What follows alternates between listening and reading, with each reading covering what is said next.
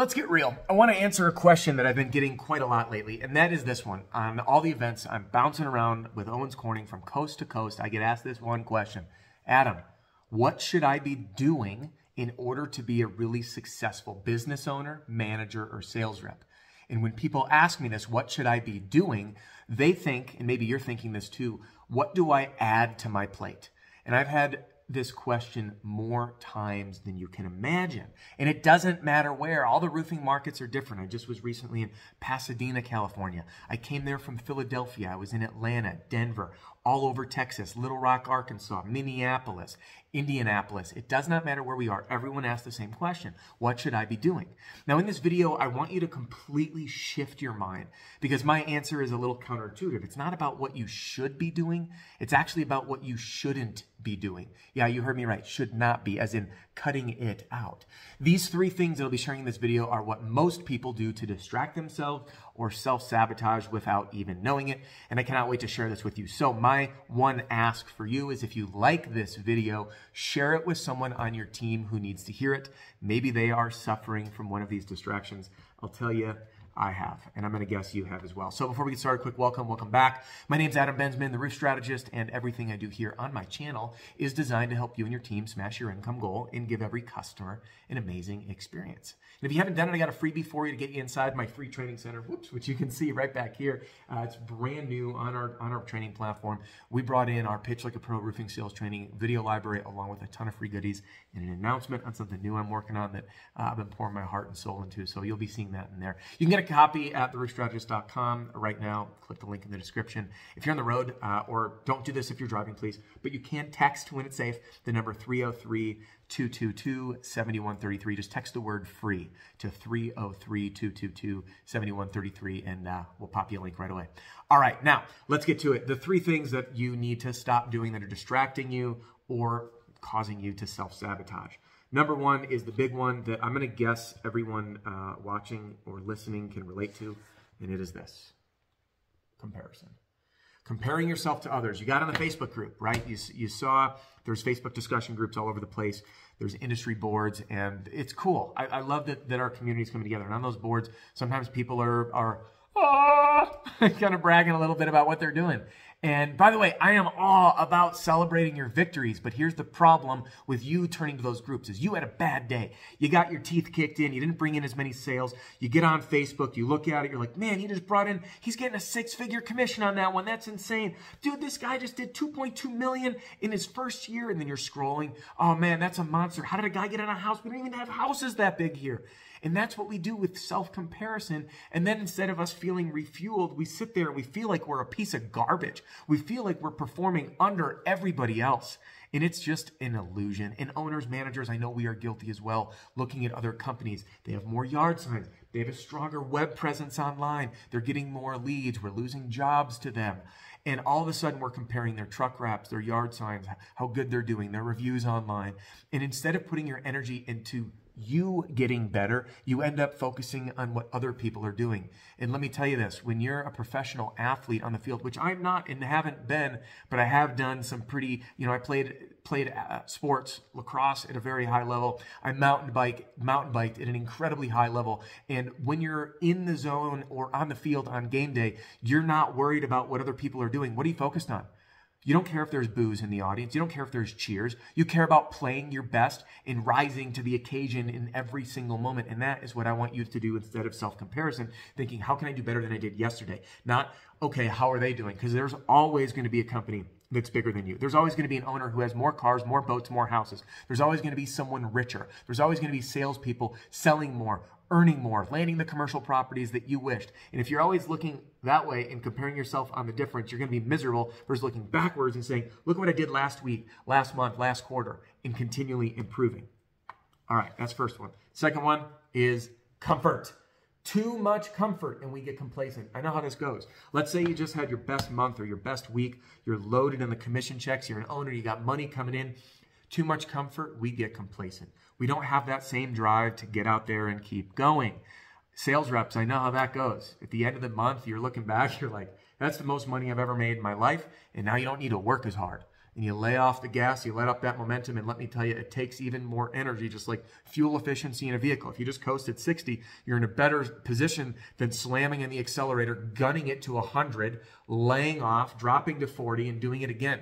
That is not a very efficient way to run your business, nor is it an efficient way to drive. Our mind, our energy, and our sales works the same way. The opposite of being too comfortable is discomfort. When we're uncomfortable or very out of our comfort zone, we end up being afraid and resisting leaning into the discomfort so we don't go out there. Like maybe the time that you didn't have a disciplinary conversation with one of your sales reps. Maybe you're a salesperson and you drove into a neighborhood and then you didn't even knock any doors and came back. Or you ran out for this appointment, you ran your appointment, instead of knocking the neighbor's doors or working your sales system, you came home. It's cutting yourself short for fear of comfort. So again, you need to forget chasing comfort or discomfort and just do what you need to do to get the job done. All right, that's number 2. Number 3 is the biggest one. This is the one that I see threatening companies and sales reps alike. It's solving the wrong problems. Listen, sales and business is literally just problem solving. How do we grow? And then we're going to have new problems. We solve them. Then we grow. We have new problems. We solve those. And we just continue doing this dance. And what happens is smart people put blinders on. They know exactly how to get from here to there. And I'll give you an example. Let's say that I have so many leads I can't keep up. Solving the right problem is figuring out how do we optimize the lead flow? How do we do as much with inside sales as we can to trim the fat, run the right appointments, get the right people there, have a follow-up system in place, and maintain great success. Now, the other side is solving the wrong problem. It's the sales rep who says, hey, you know what? I'm not closing enough deals. But ultimately, you know you're not self-generating enough leads. You're not knocking doors. You're not using direct mail. The company provided leads aren't enough. And you say, oh, well, I just need to focus on closing more. Well, if you start thinking this through, if you have 10 appointments and you increase your close rate by 10%, you're not really going to make a huge difference in the year. But if you had the same close rate, let's say it's 30%, you have 10 leads, you're going to get 3. If you end up bumping that to 40%, you're going to get 4. But what if instead you just focused on getting more leads, because you can do that really fast and easy by just being more efficient when you're out in the neighborhood, knocking the doors around your appointments, knocking the doors around your build, knocking the doors before build day, knocking the doors on build day, knocking doors in the neighborhood after build day. Now you start having double the conversations with the same close rate. Sales are going to double. And oftentimes it's easier to do that. So what we need to do is, instead of trying to solve the wrong problem. So owners, let me just highlight a few of the big ones that for you to not be tempted of. Hey, my team's not performing. I'll just get more leads, pour money into marketing. And then they become more complacent because they are too comfortable. They've made too much money, right? They don't have to work as hard. So now you didn't solve the problem. You put a lipstick on a pig, and instead of having the team learn how to continue self-generating leads and staying accountable, they're now sitting back saying, send leads to me.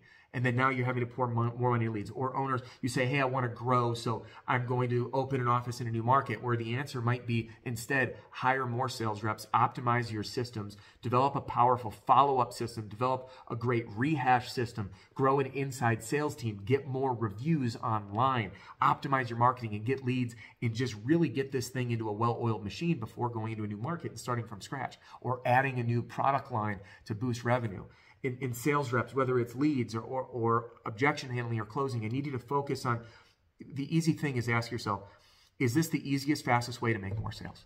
I know it sounds crazy, but laziness is kind of a blessing when we listen, but sometimes we just get shiny object syndrome. We chase everything around and we're chasing all the wrong things instead of just staying focused on the right thing. So I want you to ask yourself, is this the fastest, easiest way to make more sales? And am I solving the right problem? And when you do that, you're going to stay focused, dead ahead, and crush it. So there you have it. 3 things, self-sabotage. Quick summary. Number 1, comparison, comparing yourself to your competitors. Do not do that any longer. Number 2, we have comfort. Too much of it, you won't work. Too little of it, you won't work. And the final one is solving the wrong problem. Put blinders on, focus on solving the right problem, the fastest, easiest, simplest way.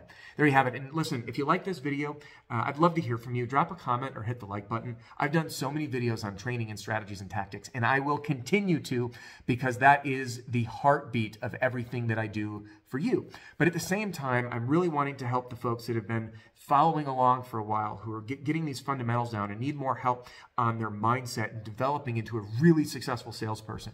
So that's what these videos are for. So if you do like it, or you know someone on your team who can benefit, copy that link to your clipboard, pop into your team group chat, whether it's Slack or WhatsApp or GroupMe or Group SMS, and fire this around to say, guys, gals, friends, listen, stop doing these things. Don't compare yourself to others. Stop being too comfortable or being afraid of being uncomfortable. And number 3, solve the right problem. And hopefully this helps you make even more money this year. Put blinders on, have fun, serve more customers. Hey, thanks for being here. Appreciate you. And if you want more, hop into the free training center by downloading a free copy of the Pitch Like a Pro Roofing Sales Training Video Library right here. Or if you want to hang with me on YouTube, they think you're going to love this video, and I'll see you on the next one.